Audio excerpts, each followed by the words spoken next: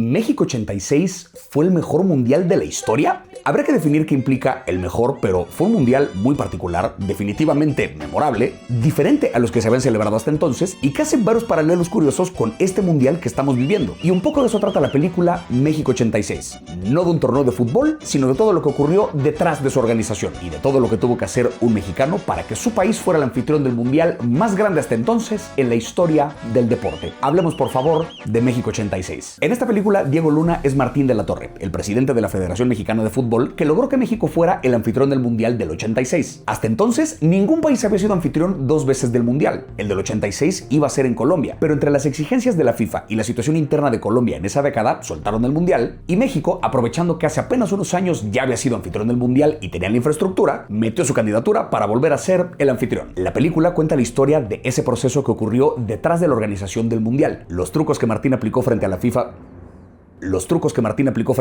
para conseguir que México fuera anfitrión, por qué el mundial sí se hizo en México a pesar del devastador temblor del 85, fue meses antes del primer partido en el Azteca, y cómo ese mundial, de la mano del poder de la televisión y el inigualable cotorreo de la afición mexicana, convirtieron al 86 en el mundial más grande de la historia. Vale la pena empezar diciendo, y el propio Diego Luna me lo dijo en entrevista, esto no es un documental. No hacemos un documental, eso es muy importante decirlo. No es un paso a paso de lo que ocurrió con ese mundial. Algunos personajes de la historia ni siquiera son reales, empezando por el propio Martín de la Torre, cuyo nombre se parece al del verdadero presidente de la Femex Food en esos años, pero que es más bien un personaje que representa a varios dirigentes del fútbol y en general al fútbol como institución. Martín es una alegoría de México persiguiendo ese mundial. Esto es una ficción y además una comedia. Pero a pesar de ser tratada con ese espíritu de cotorreo, la historia de México 86 sí habla de algunas verdades, muchas que tienen que ver con esta necesidad propia del mexicano de dar el extra para que las cosas pasen. Primero que nada, hablando ya directamente de fútbol, este fue el mundial en el que mejor le fue a México. No el mundial donde mejor nos fue hasta entonces, el mundial donde mejor nos ha ido en la historia. Desde 1930 que se celebró el primer mundial y hasta 1970, México nunca había pasado de la etapa de grupos en el mundial cuando era convocado. En México 70, la primera vez que fuimos anfitriones, México avanzó a la siguiente ronda, que por la cantidad de países que jugaban eran los cuartos de final. Jugó en total 4 partidos. En México 86, con 24 países compitiendo, ya había ronda de octavos de final. México avanzó como primer lugar de su grupo, ganó el partido de octavos de final y llegó por primera y única vez en su historia al quinto partido,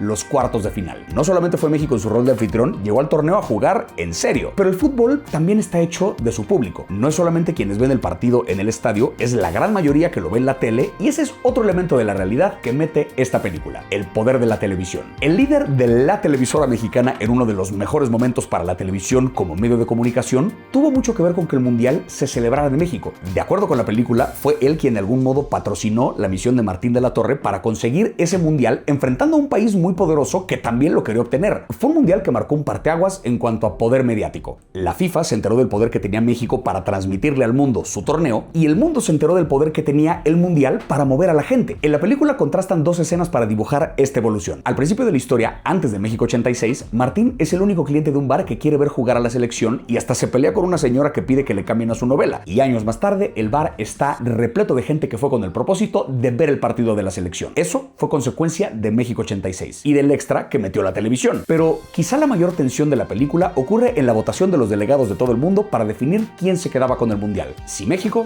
o Estados Unidos. Es curioso que genere esa tensión porque sabemos que México se queda el mundial. La película se llama México 86 como el mundial que ya pasó hace 40 años. Sin embargo, es inevitable ponerse nervioso en esta escena por lo que implica esta competencia de delegaciones y por la forma en que Martín la resuelve. En la realidad, México, Estados Unidos y Canadá metieron su candidatura para ser anfitriones. El mundial tenía que celebrarse en el continente americano, iba a ser en Colombia, pero estos tres lo terminaron peleando. Parte del por qué México se lo quedó por encima de Estados Unidos, que traía la campaña más fuerte, es porque Estados Unidos no es un país futbolero. Si bien tenían el dinero para organizar el torneo y el poder de negociar con otros países cosas ajenas al fútbol, México tenía una cultura futbolera muy superior, y eso, sumado al poder de la televisión, los de FIFA terminaron yéndose por México. Pero en la película, esta guerra de delegaciones adopta la forma de una escena que es una absoluta celebración del ingenio mexicano. Estados Unidos había jugado todas sus cartas, había usado sus recursos para poner de su lado a los delegados que México en un principio había conseguido. La cosa parecía perdida hasta que Martín, en una conversación con Guillermo Cañedo, que por cierto sí es un personaje real, tiene una idea. Llega temprano a la oficina donde va a suceder la votación, pone primero todos los países que sabe con certeza que van a votar por México, de modo que cuando llegan a los que estaban en duda, solita la presión de los votos anteriores los mueve a votar por México también y el Mundial se quedó en casa. Esta escena es una obra de arte.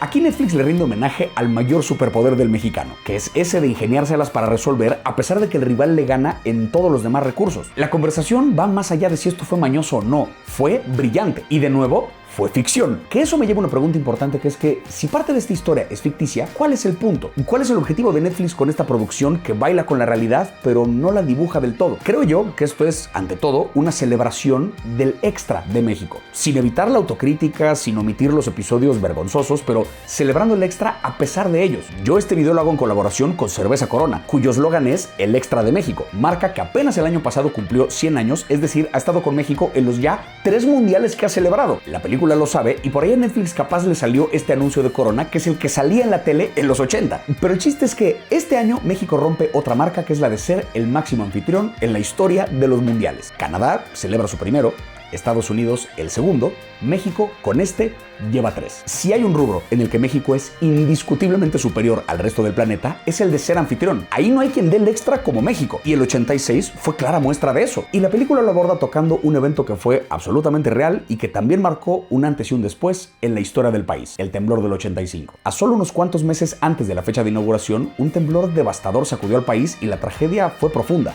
Y mientras el país trataba de levantarse, afuera empezó la conversación sobre si México debía ser o no el anfitrión. Si México se hubiera quedado sin ese mundial, ese claramente hubiera sido el menos grave de los problemas. Pero México, siendo México, pasó todo lo contrario. La posibilidad de tener otro mundial provocó algo. El mundial no negó ni hizo menos la tragedia que vivió el país, pero sí fue como una luz a la cual apuntarle a pesar de la tragedia. Tener a todo el mundo en casa y darles la mejor fiesta de sus vidas y celebrar el mundial más memorable de la historia a pesar de haber atravesado esa tragedia fue para México motivo de orgullo, y pues claro que sí. ¿Quién más se levanta de esa forma? El poder armar tremenda fiesta futbolera a meses de una tragedia de ese calibre es algo que solo un país resiliente y de espíritu fuerte podría hacer. Y a 40 años de ese mundial, con ese torneo en el retrovisor de la historia, podemos decir que qué bueno que el mundial fue en México, y creo que de haberse jugado en otro lado no hubiera resultado igual. Hay una historia de México 86 que me encanta, que tiene que ver con el partido más famoso, y no fue la final, fueron los cuartos de final, Argentina contra Inglaterra, el partido de la mano de Dios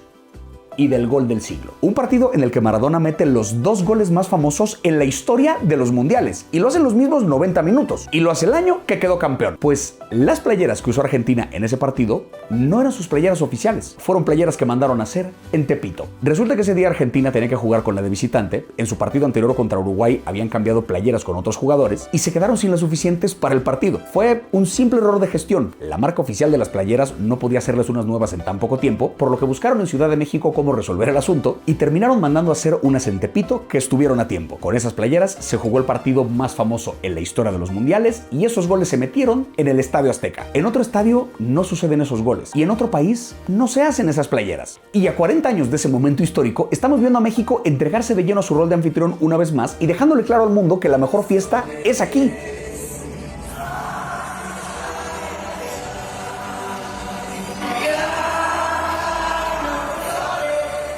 Cientos de miles de personas en el Ángel de la Independencia celebrando los triunfos de la selección, que encima han sido contundentes, aficionados que hacen una torre imposible de vasos y la convierten en un puente y se avientan de un lado a otro por el placer de demostrar que se puede. Un pato con una playera de la selección se sumó al festejo mundialista, y persona extranjera que veía el festejo, persona que decía no me quiero ir de México, porque si había por ahí un aficionado solitario de cualquier país, se le sumaba una multitud de mexicanos a festejar como si fueran compatriotas, porque en esta fiesta nadie se queda solo. Si esto no es dar el extra, no sé qué lo sea. Esta película es una sátira, pero también una celebración del Mundial del 86 y de todo lo que ocurrió detrás. Y a 40 años de ese Mundial llega otro que hace varios ecos históricos. El del 86 lo pelearon 3 países que hoy, juntos, son anfitriones del 2026. La inauguración se jugó en el mismo estadio, México vuelve a romper récord como máximo anfitrión, y la fiesta futbolera la sigue acompañando Corona. Y si vemos lo que ha pasado con los mundiales mexicanos, con México 70 siendo la primera vez que pasamos de grupos, México 86 siendo la primera vez que llegamos al 5º partido, 2026 la primera vez que ganamos los 3 partidos de grupos, si esa progresión sigue un patrón, en una de esas este año andamos celebrando algo más. ¿Me estoy ilusionando sin evidencia real?